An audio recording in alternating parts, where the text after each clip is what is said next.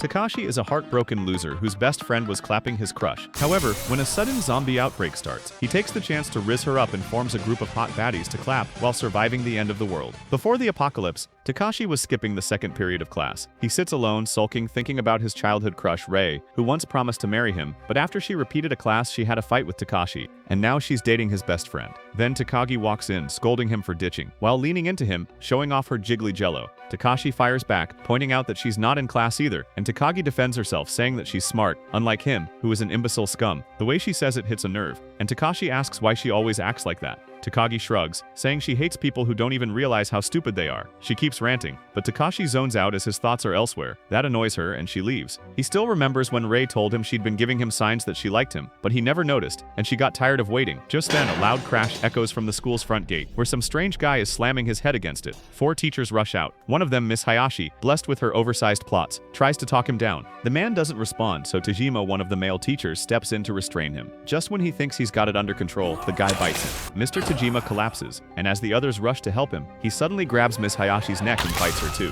Takashi, having seen the whole thing, runs into the building. All he can think about is Rei, and he doesn't care if he gets yelled at for skipping, as he has to find her. When he does, Rei's new boyfriend Hisashi is already with her. Hisashi asks what's going on, and Takashi bluntly says someone just died at the gate. Rei tries to argue, but Takashi smacks her hard, snapping them back to reality, and they decide to run away. Takashi explains everything he saw, and the 3 of them scramble to find anything they can use as weapons. Still clinging to normalcy, Rei tries calling her dad, a cop, but the police line is jammed. That's when the school's emergency broadcast kicks in. A teacher's voice says violence has broken out, and staff need to evacuate the students. But before he can finish, a horrifying noise cuts him off, his horrific, brutal death live over the mic, which causes all the students to panic. Hisashi tells Takashi they should head to the rooftop, not the stairs, as the stairwells are packed with panicked students, making it a death trap. On the bridge to the rooftop, they run into a teacher, who's already turned. He lunges at Rei, who freezes in fear and tries to get a bite on her marshmallows. Hisashi yells at her to fight, and she does, stabbing him straight through the chest. But even with his heart pierced, the teacher keeps moving, pushing Rei down in a perfect position for him to feast on. Trying to play the hero, Hisashi grabs the man by the neck, trying to save his lover, but the teacher unexpectedly twists and sinks his teeth into Hisashi's arm. Rei stabs him again from behind, and it's still useless, but Takashi realizes the truth that the teacher is already dead, with only hunger in his mind. Rei screams and desperately tries to yank the monster off her boyfriend, begging Takashi to help. Fueled by adrenaline, Takashi charges and decapitates the teacher. Rei doesn't thank him, and she races to Hisashi, who insists he's fine. But then, more screams echo from inside, and the infection is spreading fast all around them. They reach the rooftop, and when they look at the city, all they see is chaos and death. Then, helicopters fly overhead, but not a single one stops to help. Inside the school, everywhere, students are devoured. Some clap themselves before they can turn. Back on the rooftop, Takashi finally accepts that this is something out of a horror movie. They have no idea how it started, but all they can do now is survive. They run towards the top, evading and attacking the undead in their way, but on the staircase, Rei tries to play hero and gets her and her jiggles yeeted into the wall. Hisashi moves fast and quickly saves her before the trio quickly barricades themselves in. By late afternoon, as the sun starts to dip, Hisashi begins to change, spilling out blood from his mouth. Rei refuses to believe it, but Takashi tells her to look around, telling her the reality they're living in. Barely conscious, Hisashi begs Takashi to end him before it's too late, not wanting himself to become one of them. Rei still clings to hope, refusing to believe it's the end, but her prayers are pointless. Then Hisashi is gone and his eyes go cold, but in the next moment he gets up as something else entirely, and the person he was is gone. Takashi grips his weapon tightly, aiming for one shot, and despite Rei's pleas for him to stop, Takashi does what must be done. Afterward, with Hisashi lying lifeless, Rei starts going mad, saying how she would have preferred to die with Hisashi rather than living with Takashi. She starts accusing Takashi of ending Hisashi out of jealousy, saying that he's angry that Hisashi gets to be with her before he does. But Takashi gives no reaction, and after hearing Rei's hurtful words, he walks towards the barricades and starts dismantling them. Rei asks him what he's doing, and Takashi tells her he's doing what she wants, for him to be gone. But Rei begs him to stay, apologizing for her hurtful words. Then, seeing the girl he still loves begging him to stay with her, Takashi caves, and he hugs her tightly, slowly accepting the new reality they're facing. Elsewhere in the school, Takagi is still doing her best with the school's chopped fatty Kauta to escape the undead. Kauta asks Takagi where they're supposed to go now. She throws the question right back at him, and he says he's thinking of heading to the teacher's room. Takagi immediately scolds him, saying the teachers won't be any help in a situation like this. On the bridge, she points out a group of students doing exactly what Kuta suggested. And just as Takagi predicts, the teachers have already turned. Takagi tells him flat that their only goal is to stay alive. Back on the rooftop, Rei is still in shock over Hisashi's death. His body lies in front of them, and a heavy silence hangs in the air until Rei stands and says she'll try calling her father again. Takagi hands her his phone. When her father picks up, he recognizes Takagi's number but doesn't realize Rei is the one on the line. He just starts talking, saying the city is in chaos and that Takagi needs to get Rei somewhere safe. Before he can finish what he's saying, the signal cuts out. Rei breaks down crying, as even on what might have been her last chance, her father doesn't recognize his own daughter's voice. Meanwhile, Kuta asks Takagi if she brought her phone, and hesitantly says he wanted to call the cops. Takagi sighs, saying that calling the police is pointless now, as everyone's already trying to do the same. She states that if anyone's getting help, it's only the important higher-ups people, and with the government being overwhelmed, no one's coming for them. After that harsh truth, Takagi tells Kuta to run again, and in her head, she's thinking how much she wishes she'd ended up with Takashi instead of this chubby pig. In the clinic, 2 students are already there, and one has turned. The school nurse Shizuka is dumber than bricks and is too slow to realize how screwed she is. She casually gathers medicine, and her overly bouncy figure sways with every step. A student tries to hurry her, but she simply does things relaxingly. Suddenly, the undead bursts in, attacking the student while Shizuka can only watch. As she's about to get eaten, Sayeko, a senior from the kendo club, arrives and cuts the creature down, saving them. But it's too late, and the student's already been bitten. Sayeko asks for his name, then gently tells him that he knows what's coming. She asks if he wants to end it before he turns, and with a weak smile, the boy nods. Shizuka protests, but Sayeko interrupts, saying that it's a woman's job to protect a man's dignity, and then she grants his final request. Elsewhere, Takagi is rigging something together using whatever tools she can find. She guesses Kota is into military stuff and asks him to build something. Kota's geek brain kicks in, and ideas start flowing. Just then, undead bang at the door and Takagi panics, but Kota finishes assembling a makeshift weapon, and just as one of the undead breaks through, he's locked and loaded with a nail gun. After clearing a path, Kota asks Takagi why she even brought him along. She shrugs, saying she has no special reason. With no option but to survive, the two begin their own fight. Back on the rooftop, Rei gets an idea to use the fire hose to hold off the undead. Takashi is impressed by Rei's thinking, and she credits Hisashi, then goes quiet, remembering he's gone. Takashi doesn't say anything, but trying to shift the mood. Rei says it's time to get off the rooftop. Rei hands him his baseball bat, as it's time to move out of there. Inside the building, Rei wonders where they should go. Takashi says he wants to find any survivors and take them home. Rei agrees and tells him to call his parents, but Takashi says it doesn't matter, as his dad's out of town, while his mom's a teacher, and he shows no worries in front of Rei, but deep down he's worried sick about them. Elsewhere, Takagi and Kyuta try to distract the undead, and they discover that the undead seem to respond to sound, as they're probably blind now. Meanwhile, Saeko and Shizuka head toward the teacher's room to look for car keys. Saeko, calm and focused, doesn't even bother attacking the undead on the way, and just shoves them aside. Shizuka asks why she's not fighting them off. Saeko explains it takes time, and if they get stuck, they'll have no way out. Then Shizuka trips on a floor mat. While her assets are bouncing as usual, Saeko rips her skirt,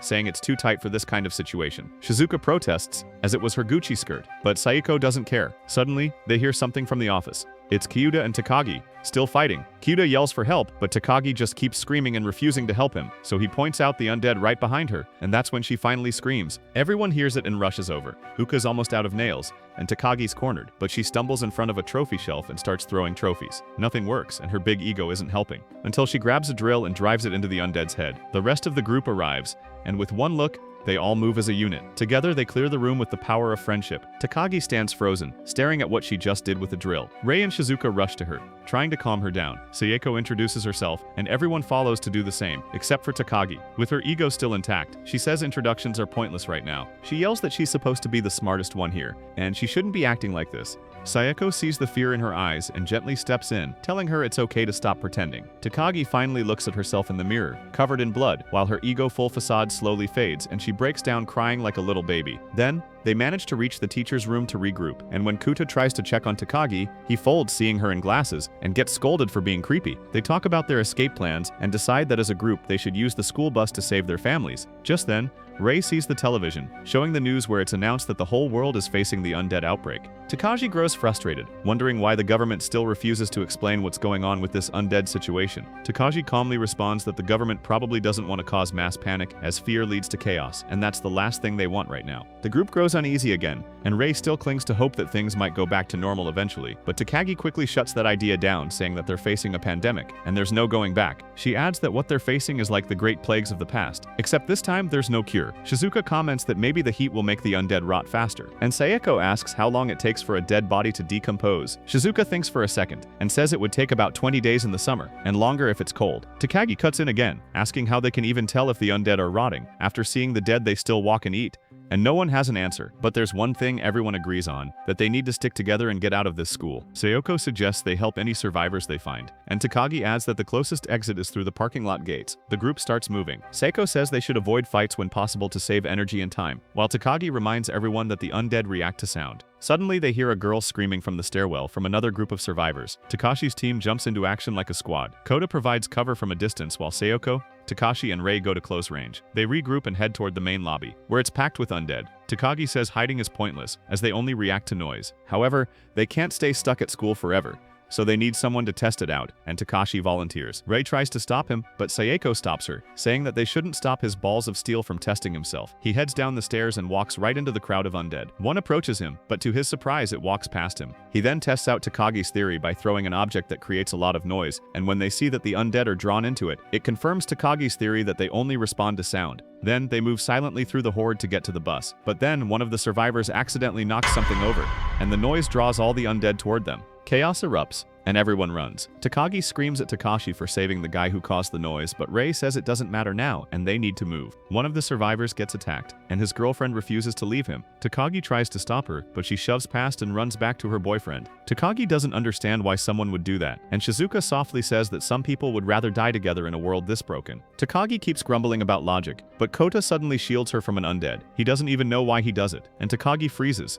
stunned by the act. Once the path is clear, Shizuka reaches the school bus and takes the driver's seat, while everyone piles in. But before they can leave, another group arrives, led by someone Rei instantly recognizes. Shido, the teacher she despises the most. Suddenly, one student from Shido's group trips and falls, but instead of helping, Shido kicks him aside and steps onto the bus with a creepy grin, saying that the weak don't deserve safety. With everyone on board, Shizuka drops her usual airhead nurse act, convincing herself that the undead are not people, and plows through a crowd of undead like she's driving over potholes. Once they're out, Shido thanks Sayeko and suggests she lead the group, but Sayeko declines. Seeing his opportunity, Shido announces that every group needs a leader, and Rei leans toward Takashi and whispers to him how he's going to regret letting that creep on the bus. They reach the highway and see the city in chaos, where fires rage, buildings crumble, and beaches lie empty. Suddenly, one of Shido's students speaks up, saying that he doesn't want to be in the same group as Takashi. Another student says they should have stayed at school. Annoyed by the complaints, Shizuka slams on the brakes. Her bouncy figure juggles as she spins around and yells at them to shut up as they're disturbing her focus. Sayeko calmly asks the loudmouth what he wants, and he points at Takashi, saying that he wants Takashi off the bus. Kata gets ready to fire his nail gun, but Takagi stops him. Takashi confronts the guy, asking what his problem is, and when he's about to attack Takashi, Rei whacks the guy with her stick. Shido claps, clearly amused by Takashi's group. He starts giving a speech, presenting himself as the ideal candidate for the leader, and somehow,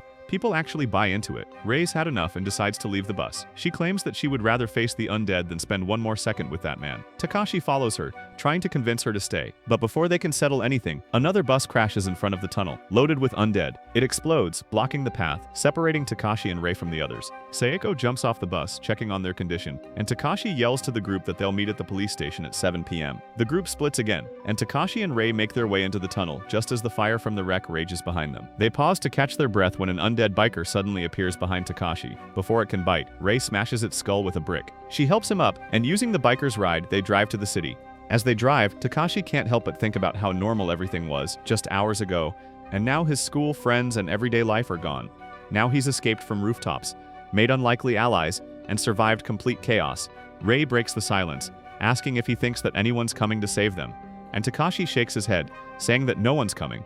Rei sighs and complains, saying he's always so negative, but Takashi just shrugs, claiming that he's being real with no sugarcoating, as lies don't help out here. Rei wants to argue more, but before she can say another word, her raised voice draws the attention of nearby undead. Takashi revs the bike, and they speed off. Meanwhile, back on the bus, Shizuka's stuck on a bridge. The group starts to fracture where Sayeko sticks with their core team, while Shido gathers his students around him, already charming the girls with fake promises and slimy sweet talk. Back in the city, Takashi and Rei pass through empty streets where the people either fled or have turned into the undead. They spot a deserted police car and stop. Rei digs through it for weapons, anything they can use to stay alive. She finds a gun, which she hands to Takashi, and he sees that it's loaded. They grab what they can and hit the road again, this time searching for a gas station, as they need fuel if they want to keep going. Eventually they find one, but it's automated using a credit card only. Takashi didn't bring money, and Rei left her wallet back at school, which leaves them one option, robbing a minimart. Takashi goes inside and bashes the cash register for some money, while Rei stands outside with the bike, reflecting on how insane the day has become. Suddenly, someone grabs her from behind, and Takashi rushes out of the store to find a large, wild-eyed man holding a knife to Rei's neck. Completely unhinged, he tells them he watched his whole family turn and that he had to clap them dead himself. Now he's alone, desperate, and he wants a piece of Rei. With sausage-like fingers gripping her tightly, he starts touching her inappropriately, taunting Takashi. He demands that Takashi drop the baseball bat and fill up his motorcycle's tank, and if he tries anything, Rei is cooked.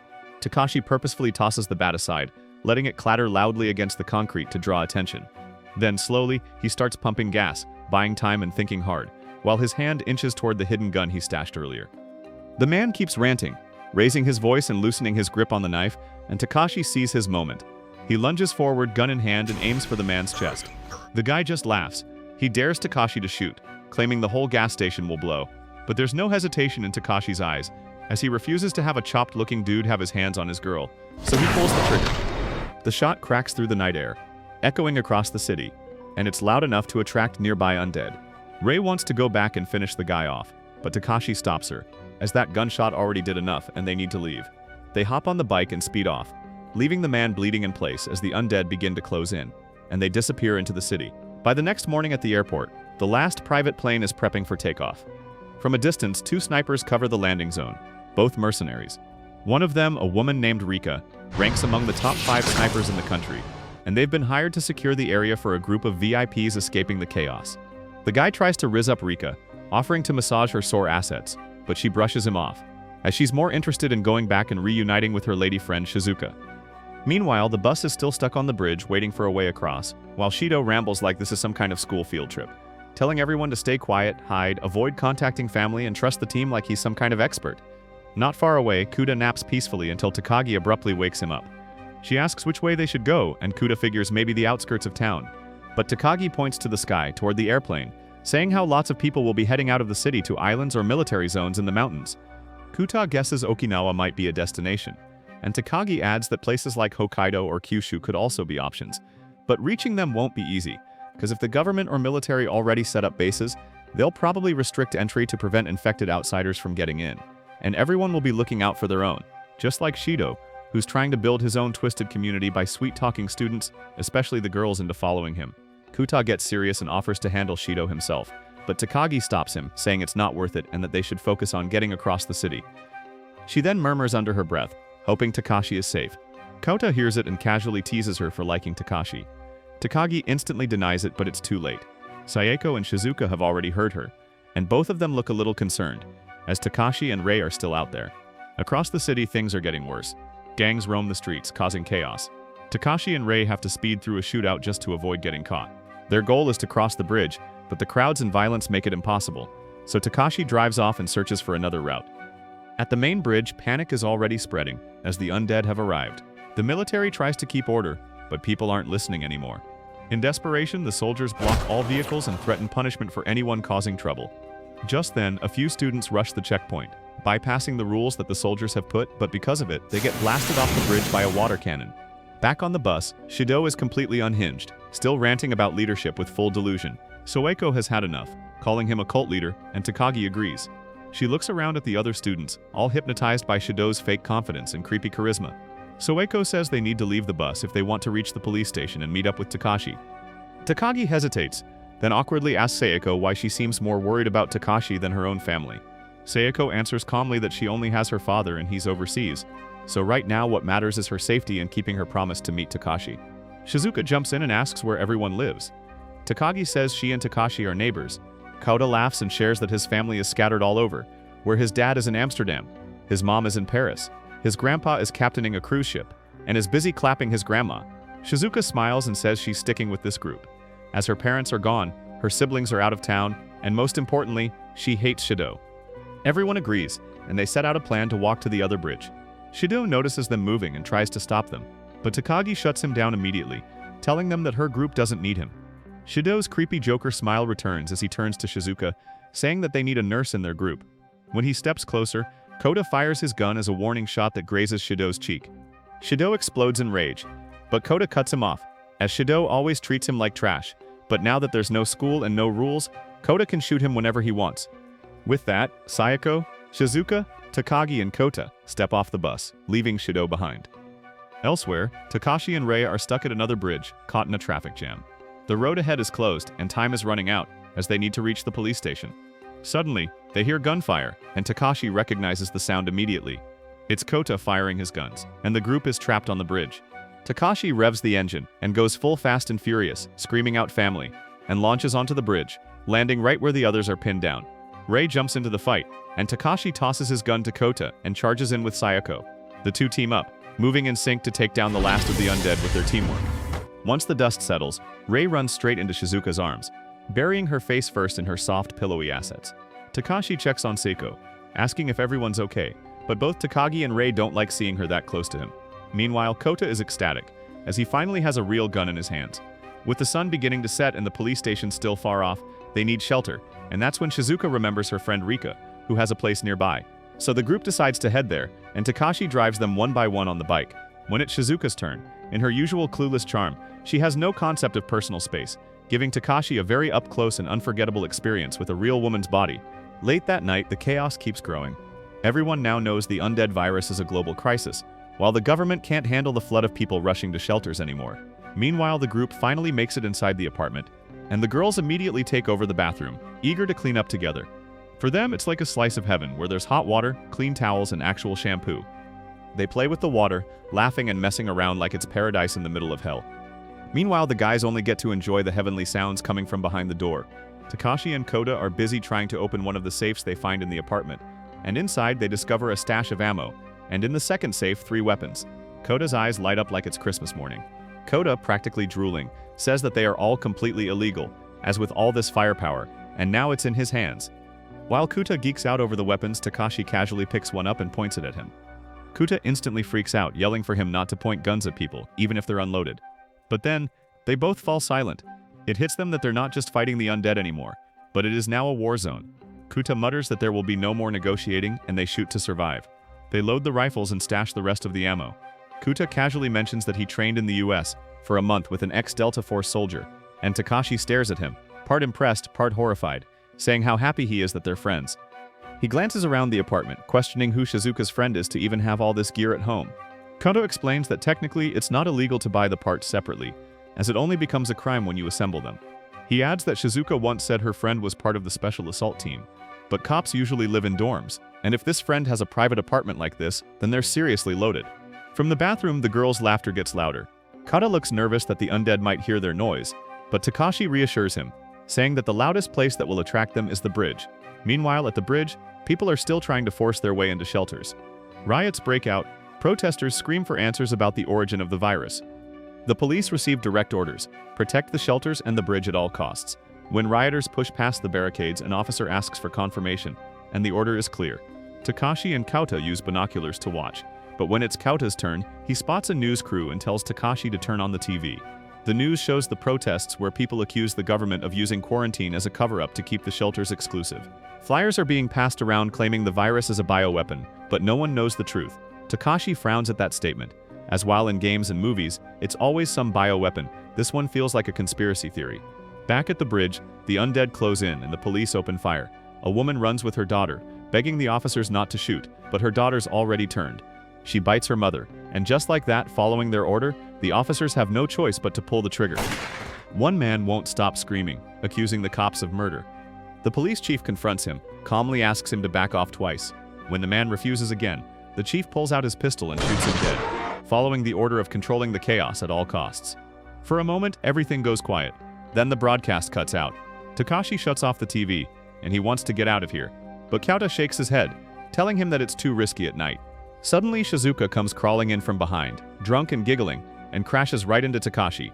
Her generous assets smother him, as she plants a kiss on his cheek. He tries to stop her, but his hands land somewhere they shouldn't, causing Shizuka to make happy noises before he finally pulls away. Still completely out of it, Shizuka changes her focus toward Kota, and kisses him on the cheek too, causing his brain to fry crispy on the spot. Takashi sighs and carries her to her room, thinking that if this were a different situation, he would make a teacher-student movie right there. But just as he says that out loud, Rei catches him, with Shizuka draped over his back. Ray, also drunk, leans in with a dazed expression and mumbles something about seeing 3 of him before collapsing to the floor. She starts crying, whispering about her dad and Hisashi. Takashi gently tucks Shizuka into bed, pulls the blanket over her, and just when he thinks things can't get any more plotful, he spots Takagi asleep on the couch, her assets barely contained, threatening to spill out. Takashi goes to the fridge to grab something to eat, not noticing Sayeko cooking behind him, saying that she's cooking dinner. When he turns around, he freezes, seeing her wearing only an apron, which is a dream costume for all men to see their wives in. Completely calm, Sayeko explains that she couldn't find anything else that fit, so she wore this. Takashi stares, saying how it's a little risky, but Sayeko brushes him off, saying how she trusts him and Kuta. Just then, loud stomping echoes from the stairs, and when they look, it's Ray, who's still drunk, and is now demanding Takashi's attention. Sayeko lets him go to her, telling him to keep the belly burping quiet. Then Ray rambles about Hisashi, how sweet he was and how affectionate. She says Takashi's too blunt, unlike Hisashi, and he stays quiet, hands her a drink, and asks if she's tired. It angers her, and Ray explodes again, calling him insensitive, unlike Hisashi. Takashi finally loses it, refusing to be compared to a dead guy, and acknowledges that while he'll never be Hisashi, he's the only one she has. Stunned, Ray stares at him in silence. Her teary eyes lock onto his, and in that moment she kisses him. While everyone is sleeping safely inside their sanctuary, the outside world just keeps getting worse with people panicking, and the undead feasting on them. After his kissing session, Takashi checks on Kauta, who's already in position with his sniper rifle, watching the waves of undead pouring into the streets below approaching their place. Outside, an NPC is desperately trying to fight off the undead with his gun, but ends up dying. Sayeko hears the gunshots and quickly joins the boys to see what's going on. Takashi is already fired up, ready to shoot them to save the people below, but Sayeko stops him. She reminds him that shooting will only attract the undead to their building, and that other survivors might see their lights and think it's a safe place.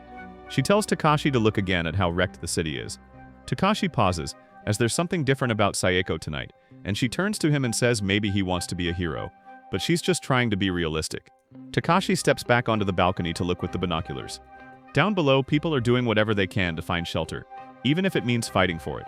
Among those people, Takashi watches one man desperately carrying his daughter from door to door, begging for somewhere safe to stay. She asks her father where Mom is, and the man calms her daughter, saying that Mom is in a better place. He tries knocking on one house for shelter, begging to at least let his daughter in, but no one opens up. Out of desperation, he threatens to break down the door to get his child in, and only then does someone finally answer. But suddenly, out of fear, the homeowner stabs the man in the heart, right there on the porch, and the door slams shut, leaving the dying man and his little girl alone. She doesn't even understand what just happened, but even in his last moments, the man calms his daughter down, telling her to hide. The girl starts crying, confused and terrified, begging her father to come back. Her screams begin to draw the undead, and Takashi can't take it anymore. Kauta already has the sniper aimed, and saves her with his shot, while picking off the undead to clear a path. Takashi calls her out about him shooting, and Kauta refuses to let the girl die, which Takashi agrees to. He goes downstairs to get her, and on his way he runs into Rail, who wants to go with him. Takashi orders her to guard the gate, and Sayeko pops up, respecting his determination and wishing him luck. Before leaving, Reo hands him the handgun, and shares a quiet moment together. Then, with the girl's help, Takashi grabs his bike and heads out, while Kauta watches his back from above. The rescue mission begins, and Takashi speeds through the streets on his bike, ramming into the undead while Kauta guides him from a distance with his precise sniper shots. When Takashi reaches the girl, his bike slips, leaving him without transportation. But he focuses on the girl with Kauta's cover. Takashi manages to get to the girl and a random dog.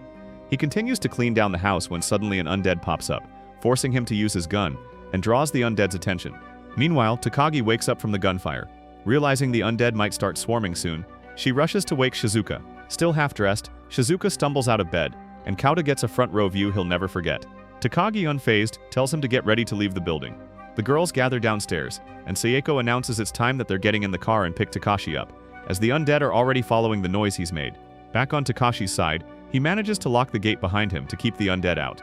The father's body still lies there, and Takashi covers his face and gives him a flower as a sign of respect for his final burial. He whispers to the girl that her father died protecting his daughter, and that he was a hero. The girl cries one last time, saying goodbye to her father. She leans on Takashi now, asking what they should do and how they can get out. Takashi doesn't have an answer, but then he sees a gate wall where they might escape. Meanwhile, Sayeko and the others are loading up the gear into the Humvee, but Kauta spots Takashi and the girl moving on top of the wall, avoiding the undead. He tells himself not to look down to calm down his nerves, but in the middle of it the dog licks him, and the little girl tells him that she needs to pee. He asks her to hold it in, but she begs him to let her go, so he lets her relieve herself right on his back. As Takashi reaches the edge, the Humvee comes tearing down the street. Sayako stands tall on the roof, looking mommy as fudge, while Kota covers from below. Shizuka drives like a maniac straight through the horde.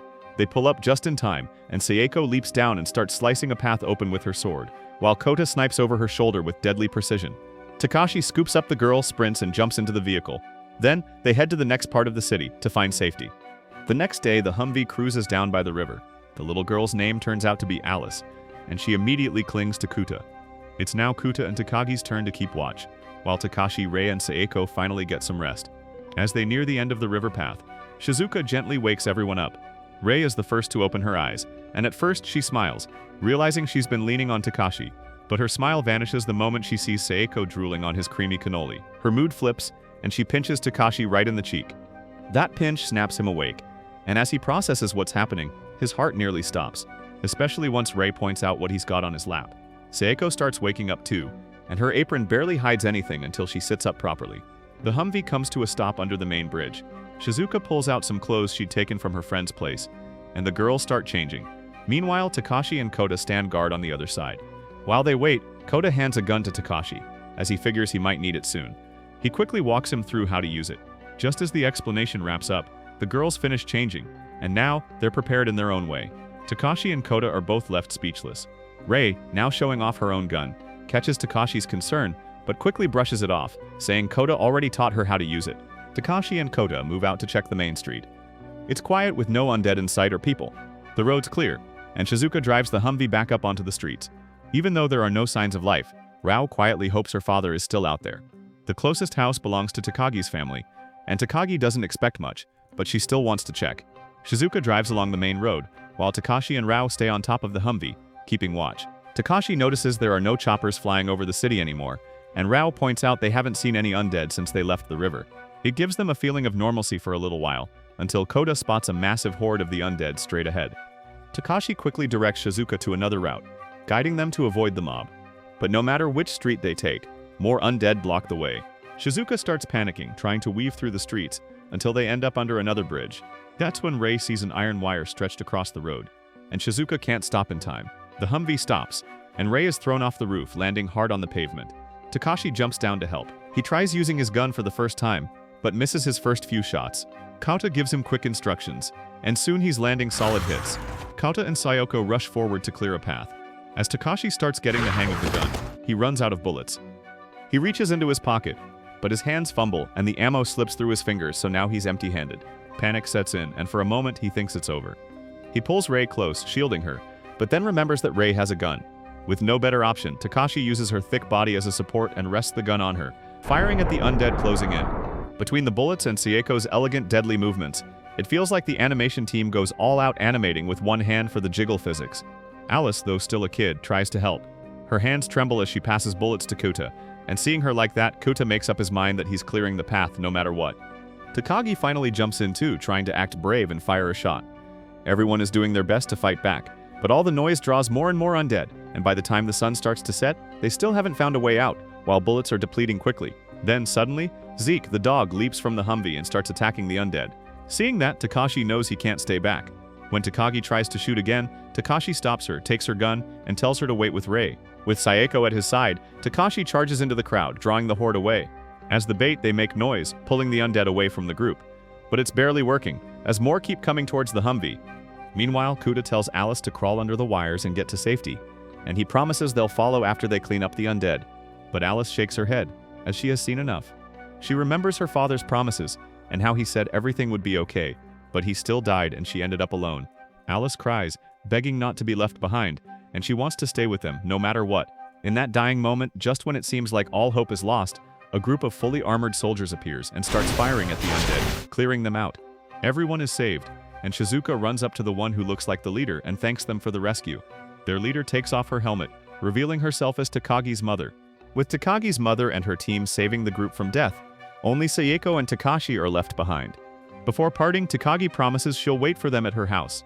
So now the two try to find a way back to rejoin the others at Takagi's place.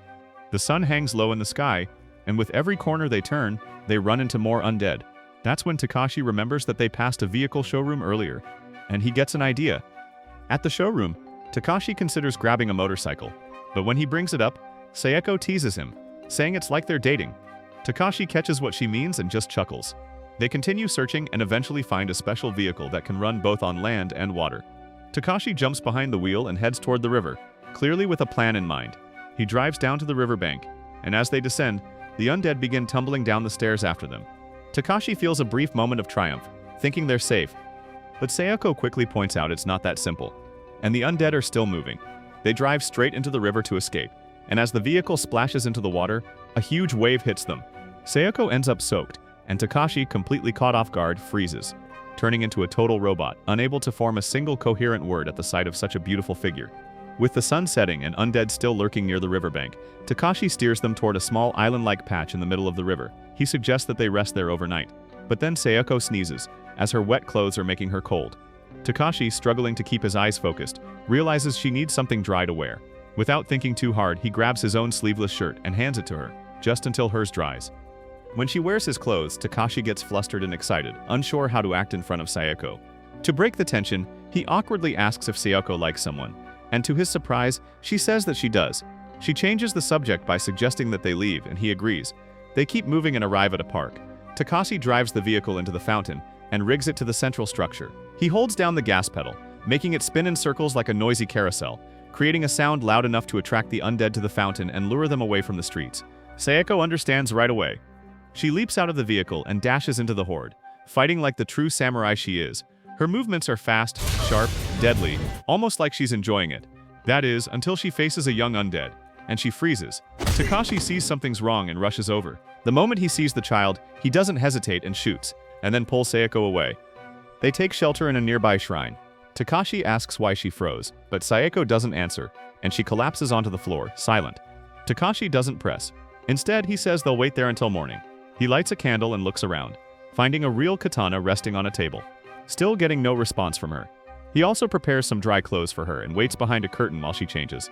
A heavy silence fills the space, and Takashi understands that Sayako needs her space. Then, trying to lighten it up, Takashi hands her a wet tissue and softly says it's for her to clean up. His small comment finally makes Sayako smile and laugh a little. After a while, Sayako speaks and asks Takashi why he didn't question her. Takashi simply replies that he won't ask if she can't answer. Slowly, Sayako begins to open up. She brings up Takashi's earlier question about liking someone, and while she admits she does have someone she likes, she says she doesn't deserve to. She begins explaining her past. She says she was once attacked by a stranger in the middle of the night, and she fought back, broke his legs, and shattered his ribs. But she tells Takashi that's not what haunts her, as what really haunts her is that she enjoyed it. The violence, the dominance, the release, and it made her feel like a monster, which gave her pleasure. Takashi says he kind of gets it, as he also feels a twisted satisfaction when butchering the undead. But Sayako insists it's not the same, and that she was already broken before any of this when she enjoyed crippling a human's life. But earlier, in the park, when she saw that young undead, she froze because it reminded her of the truth that she's a monster, no different from the thing in front of her. Takashi doesn't have the perfect words, but he holds her hand, then gently kisses her before clapping her through the night. The next morning, as they're getting ready to leave, a fresh wave of undead starts closing in on the shrine. Takashi calls out to Sayako, but she's still lost in thought, trapped by what they did the night before. So he does what he feels he must. He holds her and grips her tightly in a way that stirs the woman inside her, in order to bring back the Sayako who never hesitated. It works, and she whispers her thanks while the fire returns to her eyes. However, unlike before this time, with a real katana in hand, the true monster inside Sayako awakens. She fights clean, fast, and deadly, relishing every strike. She cuts through the horde like a storm, and once they're clear, Takashi leads her toward Takagi's house, through the back door. There, Zeke starts barking, and the other rejoice at their return, not knowing that Takashi has unleashed and accepted the darkness inside Sayako during their passionate night together. It feels like the universe is on Takashi's side. After spending a night with Sayako, he now finds himself in yet another unexpected moment, with Rei and her whole situation. Rei is about to get a back massage after falling off the Humvee the day before, and Shizuka asks Takashi to help hold Rei during the session, which gets him to see and hear all her happy noises. After the treatment, Rei kicks him out of the room, scolding him and complaining that her chest still hurts because of him. Downstairs, Takashi runs into Sayako, who has now changed into a yukata. Things are still a little awkward between them, but they both laugh it off. Then Alice appears. Takashi tells her he's glad she's okay now, remembering how she cried herself to sleep next to Shizuka.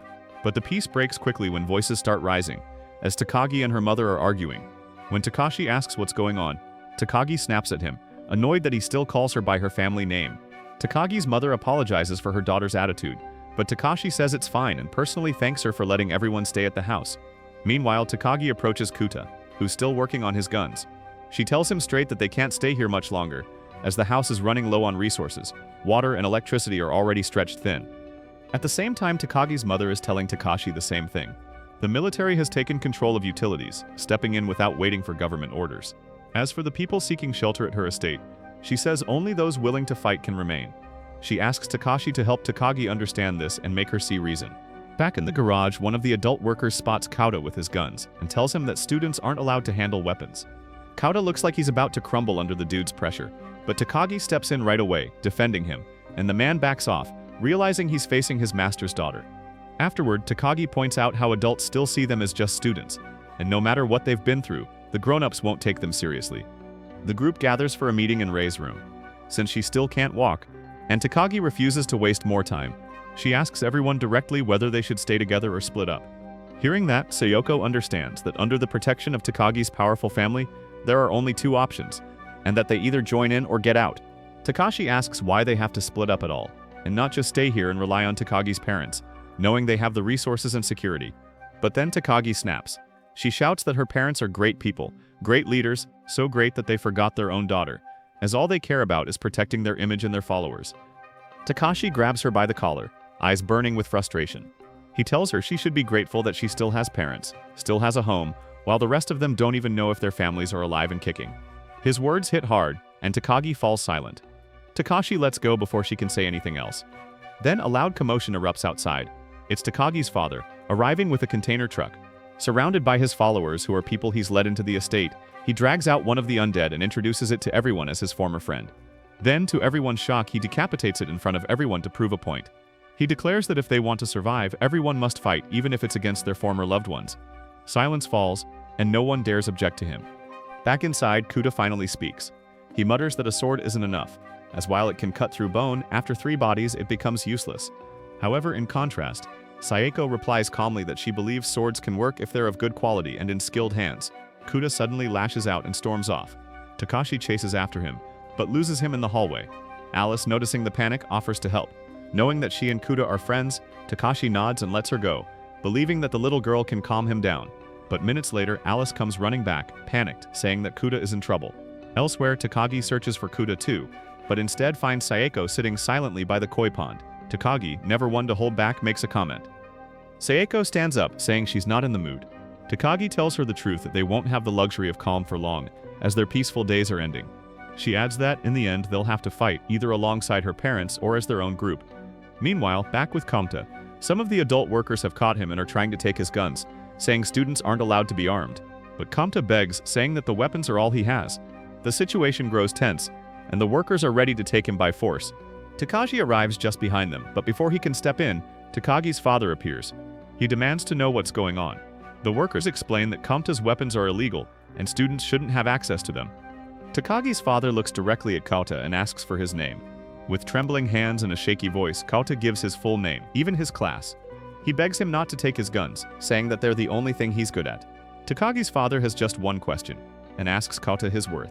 Before Kauta can answer, Takashi steps forward and shouts that Kauta's worth is that he can protect his daughter. Recognizing Takashi, the man pauses and listens. Takashi continues that Kauta has saved Takagi more times than he can count. Then Sayoko adds her voice, testifying that she has seen Kauta's tremendous gun skill firsthand. One by one, the rest of the group steps forward. All of them stand behind Kauta. Lastly, Takagi steps up. With a steady, unwavering voice, she declares that only Kauta and her friends have ever protected me, not her perfect parents. Days later, behind the scenes, one of the students who had been with Shido is still lurking around. He reports everything about Takashi's group back to Shido, who is now comfortable playing the leader of his twisted little degenerate cult. Back in the survivor tent, Takagi stops sugarcoating things. She bluntly states that the government has no idea what's happening, so they're covering it all up to avoid mass panic. The adults don't take what she said well, and they argue with her, refusing to believe that the dead are actually walking. To them, it's just some new virus, something that still has a cure. Takagi challenges them, questioning that if they're so sure, then who among them will step up and prove it? To no one's surprise, no one answers, and no one even tries. Takagi states that she agrees with her father's policy that no one should get bitten, and if they encounter the undead, it has to be shoot on sight. But the adults still aren't ready to face reality. One woman claims it's all a power play by Takagi's parents, where they're using fear to control the masses and using dumb students to provoke others into fighting the undead, which she believes to still be sick but innocent people. Takagi, Kota, and Takashi can barely believe what they're hearing. They say nothing, deciding it's pointless to argue with people who refuse to open their eyes. Initially, Takagi only wanted to explain, but now, she's furious. She mutters that these people just don't want to see the truth. Kota says he kind of understands, as people tend to ignore what they don't want to deal with. That even when they know the truth deep down, they'd rather pretend it isn't real.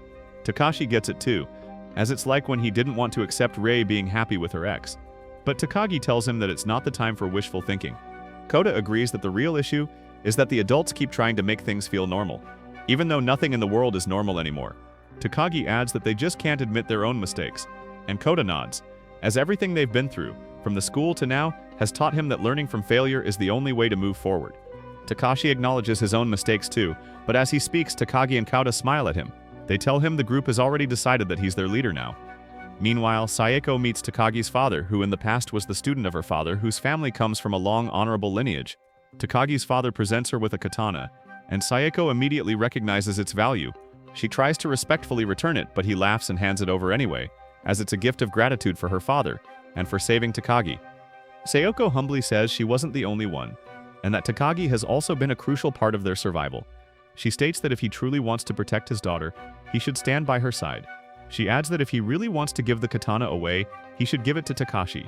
Takagi's father agrees, but he believes that Takashi still isn't stable enough to lead.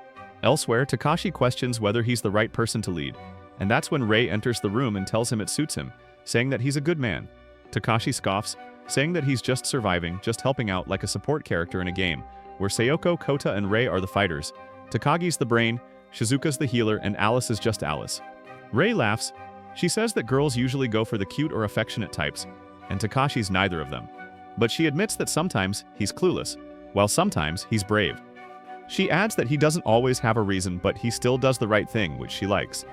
Then Rek confesses that she regrets not seeing his worth sooner, and now she doesn't want to leave his side, even if someday Takashi falls for someone else, as she still wants to be there beside him. Her honesty catches him off guard, and the steamy tension between them rises. Takashi pushes her down on the bed, and things get intense and sweaty between them. 10 pumps later, she quickly gets up and says she needs to see Shizuka for a checkup, asking him to think about what she just said. As she opens the door, Sayeko is waiting outside, and she mentions that she gave them a little privacy for some plot progression, knowing that Takashi was going ham. Rek brushes her off, still feeling the heat and leftover vibe from the night Sayeko and Takashi spent together. Meanwhile, Shido and his cult make their move. One of the girls seduces a guard, opening a path into Takagi's family's mansion. At the same time, Takashi decides to search for Rei's parents. He doesn't know where to start, as his own father is in another city, and his mother had been at school when everything went down. But he knows that Rei's dad is a police officer, and her mom might still be hiding at home. Takagi's father warns Takashi that his family and group plan to leave in 2 days, as it's too dangerous to stay longer. Takashi promises they'll be back before then, but if they aren't, he tells them to just move on without them. When Takashi and Rei are about to leave, Sayeko steps in, deciding to go with them. The others also come to say goodbye, but before they can do anything, Rei freezes. Shido has arrived, escorted by one of the guards who thought he was friendly, and he's still full of smug arrogance. The guard praises him as a teacher who saved his students, but behind that fake smile, Shido is nothing more than the product of a broken home and a twisted upbringing. In the past, he was paid off by a local corrupt mayor who hated Rei's father for being full of justice, so Shido was ordered to ensure that Rei failed a class, and since that day, Rei hates him deeper than hell itself. The moment she sees him, she charges, gun in hand, knife pointing, ready to stab him in the face. Shido goes quiet. He asks Rei when she knows how to use a gun. She replies coldly that it was her father who taught her, the same man whose reputation Shido destroyed. Rei reveals that she stayed quiet all this time because her father promised he'd bring Shido to justice. But now, with him right in front of her, she's ready to send him off to hell. At that moment, full of chadness aura, Takashi's father walks in. He tells Rei that this is a free world, so if she wants to clap Shido dead, she can do it. Takashi tries to stop her, but Sayeko holds him back, saying that this is Rei's decision. Shido tries to manipulate her, telling her to pull the trigger, so she'll live with the guilt of being a murderer. But being the bigger person, Rei doesn't fall for it. She says even if he dies here, it won't give him any worth as he will still be worth less than dirt. She walks away with her head high, while Takagi's father gives the order that Shido and his cult are to get back on their bus and leave the mansion. Somewhere far beyond the walls of the estate, chaos only escalates, as countries blame one another and tensions rise. Among the decisions the leaders make, some decide it's time to go back to the Stone Age, and they shoot nuclears at each other. Back on land, Shizuka suddenly lights up, as she remembers her friend's phone number. The one with the apartment, the Humvee, and a stash of guns, Rika. To her relief, Rika answers, and Shizuka immediately bursts into tears, overwhelmed that her friend is still alive, and starts rambling about everything she's been through. Rika, currently stuck at the airport, barely gets a word in before an explosion lights up the sky where missiles detonate mid-air. A blinding flash spreads across the country, causing power to go out, signals to die, and machines to fail. Takagi suspects it's an EMP, a high-altitude nuclear explosion. She explains the science that the gamma rays create electrons from the atmosphere, triggering the Compton effect, and the Earth's magnetic field spreads the pulse everywhere. Or in simple terms, every electronic device is fried crispy. The impact is immediate, and Shido's bus loses control and crashes at the end of the road, tearing down a barricade, leaving Takagi's family estate exposed to the undead. Takagi's father quickly calls for a plan. Takagi points out that older vehicles, especially ones with minimal electronics, could still work if their parts are replaced. Her calm response and quick thinking make her father proud. At the gates, the undead begin to surge. Takagi's father orders them locked, and Kuta helps take down one that gets too close, prompting one of the adults who had once tried to take his gun to apologize. Meanwhile, Takagi's mother prepares for battle in her own way. Dropping all of her swag, she tears her dress at the thighs for better mobility, and Kuta can't help but be a simp to this hot mommy. She gives Takagi a gun, revealing that she once trained in executive defense while working on Wall Street, and that she's even better than her husband. She asks Kota to teach Takagi how to use it, and he lights up with excitement. The front gate finally breaks down, with the undead flooding in. The group retreats into the building, while the other survivors, still clinging to the belief that this is just some curable virus, finally face the horrifying truth and are feasted on. Takashi takes the right flank. Seiko moves gracefully through the horde, and when one gets too close, Rei steps in to cover her. From above, Kota snipes as always, and Alice also steps up, bravely carrying ammo that is heavier than her whole body. But despite their best efforts, or how well they fight, the undead just keep coming. Takagi's father organizes those still willing to stand and fight, while women and children are moved to a bus for evacuation. A guard reports that another group that traveled to the next city is safe and working on reinforcing their gate.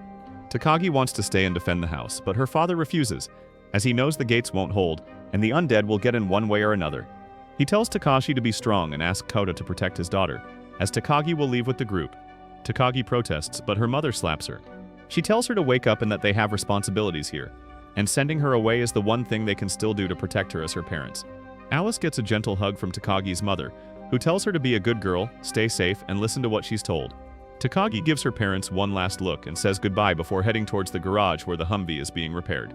Back on the front lines, Takagi's father gives his final command and charges into the blood-filled battlefield. At the garage, the mechanic explains that the Humvee is built to withstand an EMP, and that whoever modified it was insanely prepared. However, a few parts still need fixing, so the group has no choice but to wait and survive. Until the end, Takagi's parents fight side by side, covering each other, knowing full well there's no way out. After a while, the Humvee is ready, and Takagi tells Shizuka to get in. The mechanic signals and the engine roars to life, so everyone piles in. Takagi invites the mechanic to come with them, but he declines, as he has already saved the one person he needed to in Takagi. With no time for heartfelt goodbyes, Shizuka slams the gas, and the Humvee charges forward, plowing through the sea of undead, leaving Takagi's parents behind, letting them know that their daughter will be okay. As the sun rises, Ri stares out the window, still thinking of those left behind. Takagi, holding back her emotions, tells everyone not to talk about it, but Kuta snaps, and he urges her to stay strong. She knows that he's right, and that there's no time to mourn. Takagi hears the engine and realizes that the Humvee isn't fully repaired, but Takashi tells Shizuka to keep driving. He tells them that he still has to find his mother and Ri's parents, and afterward they'll search for Rika too. With a road full of uncertainties and the undead in every corner, death is a certainty. But with guns in their hands, jiggle physics of the gods, and the power of friendship, together they move forward to stay alive. Comment down below, clapping zombies if you watch till the end. Subscribe so you don't miss the next video.